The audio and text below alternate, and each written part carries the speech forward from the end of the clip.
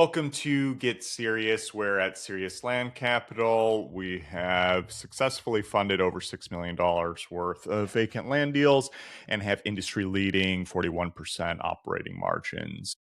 So today I wanted to read over the latest serious news that came out titled How We Spot 20% Overvalued Markets.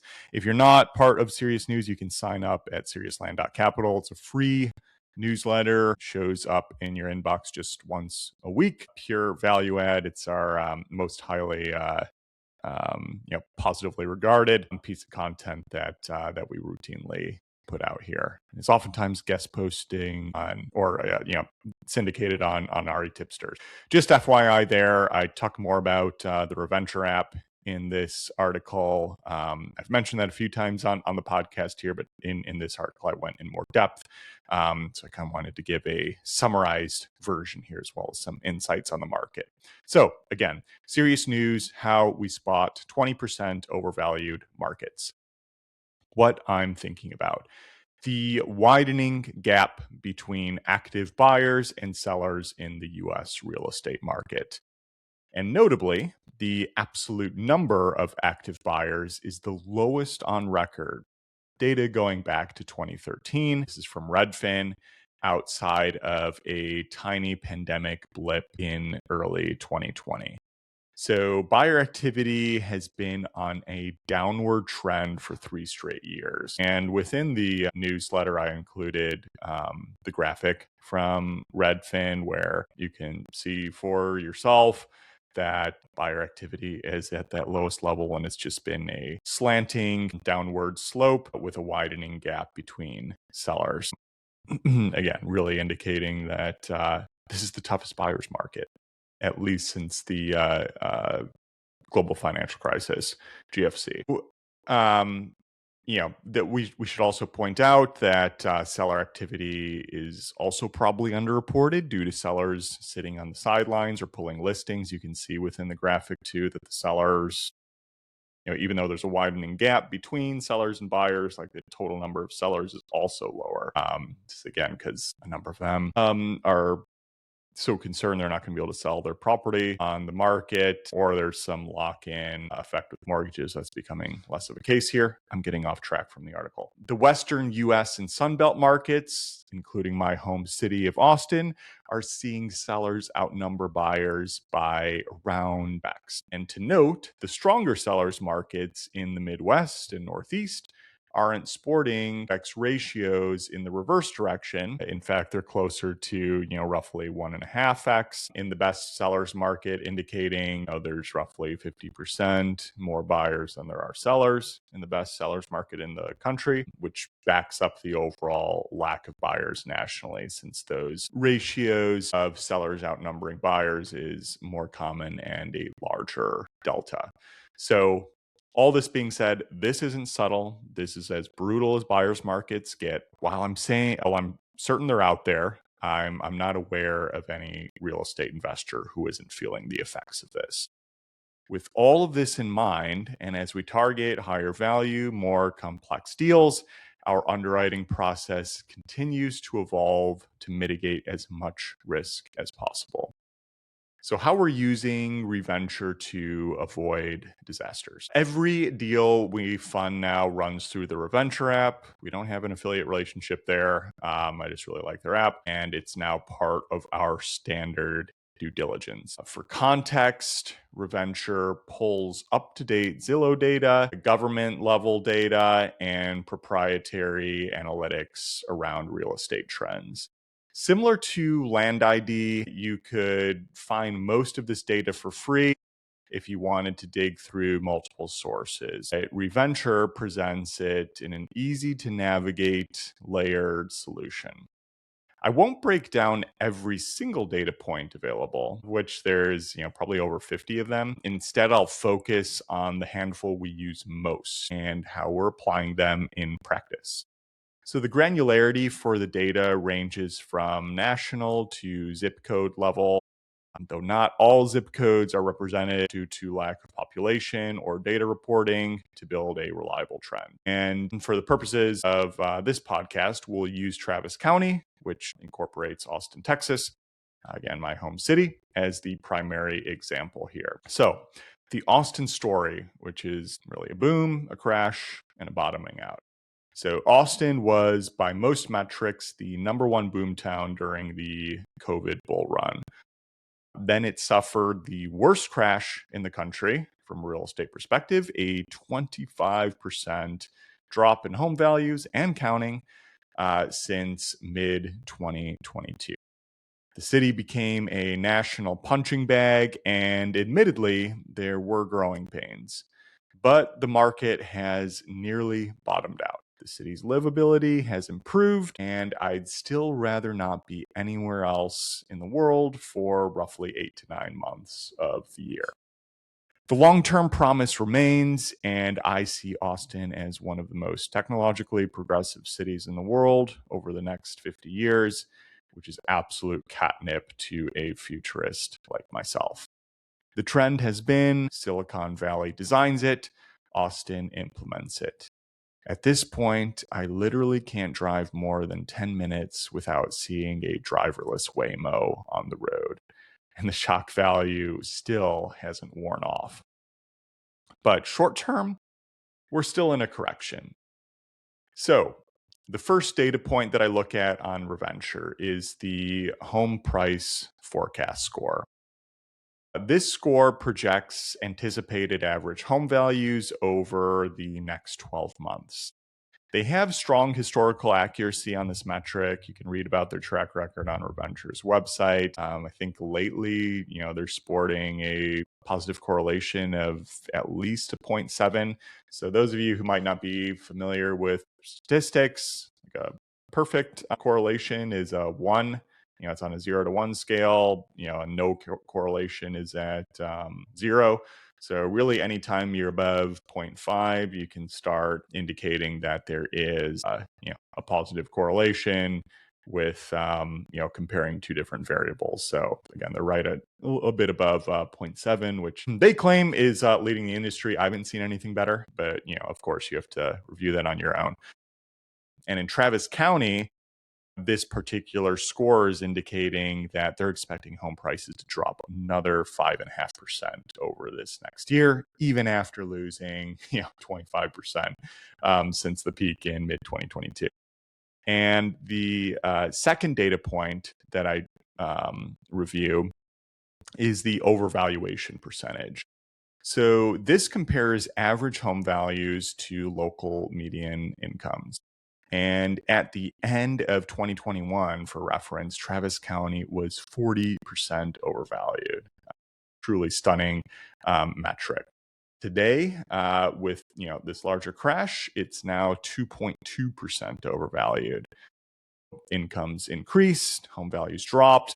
The market is much closer to an equilibrium from that perspective. By comparison, Dallas, Fort Worth, and Houston haven't corrected as hard from a home value perspective as Austin or San Antonio, but they're currently 15 to 20% overvalued, which would tell me and our firm that we would use more caution in those markets before considering investing there. And then, as part of our own flavor here, how we combine those two numbers, the home price forecast score and the overvaluation percentage. While it's not an exact science, we will add those two numbers together to determine how roughly conservative we should be with pricing an asset in that area. For Travis County, for example, as noted, again, they're anticipating a 5.5% drop in home values over the next year, and it's still rated as 2.2% overvalued currently. So we'll add those. Those are both negative scores, right? So we're adding those two together. So we end up with 7.7%. Round up to 8% of a discount baked into underwriting, which translates into if we were buying an asset in Travis County with a conservative anticipated 12-month hold, potentially longer, who knows what you're looking at. We need to price our exit at least 8% below that current market value to protect our downside. As another example, let's say a county with home prices is expected to increase 4% over the next year. So kind of building a premium in there, but it's overvalued by 25%, which sounds huge, but that is surprisingly not uncommon across much of the US right now. Counties and areas around the country are still riding a equity value increase across real estate assets post-COVID boom. Again, that's why we're in such a deep buyer's market at the moment. So in a particular case like that, I would take that 25% minus 4% of the premium. And so then I'd want to be baking in roughly a 20% exit discount from current market value due to the lack of affordability. So other data points that we'll review on Reventure, again, not exhaustive, but things that we'll return to more often. Just looking at days on market. So for example, Travis County currently averages 87 days on market, which is the highest on record. And you can also compare the days on market, DOM, to the local historical average as well, which I think is closer to 70. I didn't note that in the article, serving from memory here. We'll also look at the volume of home sales, and that is, comparing the current throughput to historical averages or recent trends, for example, to gauge the market velocity. We'll look at population growth, income growth, college degree rates, because higher income and more highly educated populations tend to be more resilient in economic downturns. Plus, to an even greater degree than home buying, our typical land buyer demographic needs discretionary income to purchase luxury assets like land. Never forget that. Rental market data, for example, Austin's rental market crashed alongside home prices, but it's now in the top 5 most affordable rental markets in the US, which is a complete flip from a few years ago. Now, this is going to be more relevant to multifamily or BTR, built to rent operators, but it's worth noting that data is available. And a key one here is domestic migration. So Travis County, for example, lost 13,500 citizens to domestic out-migration in 2024. Many COVID boom towns have experienced domestic exodus, and the population growth was propped up by international migration, but mostly due to federal policy shifts over 2025. To put a timestamp here, the net total inbound migration has reversed for the first time in at least 50 years. So, regardless of your political flavor or opinions, the implications of this are certain to be felt in real estate as well as labor markets. Side note, most international immigrants are renters initially. Over time, they contribute to organic growth and become future home and land buyers. To keep that. Next point, which is related, is the birth to death ratio. So this is an excellent data point more for long-term regional potential and anticipated real estate demand. And Austin, for example, Travis County, has a robust 2.48 births for every death, which is actually the second highest ratio in a major metro in the US outside of, Salt Lake City, which probably comes to the surprise of none of you all for obvious reasons. And you can compare this to many Florida counties, particularly along the Gulf, which attract older populations but aren't particularly friendly for young families. Several of those counties have birth to death ratios of around 0.5, roughly meaning that for every one person being born, 2 people are dying. So not sustainable for the local population. The last key data point that we'll routinely look at is called a long-term growth score. So this is another proprietary Reventure metric indicating where home prices could be headed over the next 5 to 10 years, roughly, based on underlying fundamentals. And Travis County has an above average score due to an educated population, strong organic growth, and anticipated real estate appreciation, which is a good sign personally, since my wife and I had bought our home in Austin in late 2022, pretty much right at the peak of the market. But is what it is. These data points, of course, don't tell the full story. They relate to home prices, which correlate with land, but is certainly not one-to-one. For example, these data points don't discern between existing home sales and new builds, or even on a more granular level, the variance between different builder housing stock, like what is, for example, DR Horton or Lennar adding to the local inventory, which that's a key consideration for entitlement projects and major subdivisions in particular, as one intelligent land operator remarked to me recently. But reviewing Reventure's market data certainly fills in a lot of gaps. And in a market this brutal, you can't be too careful.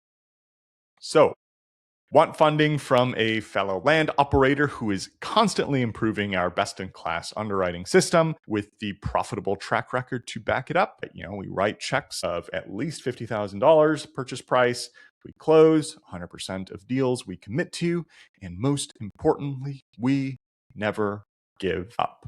So let's grow together. You can submit your deal at seriousland.capital. Looking forward to it. Everybody subscribe and share. I enjoyed this one. Leave a like if you enjoyed this episode. It'll help more folks find this as well. Take care now, and bye.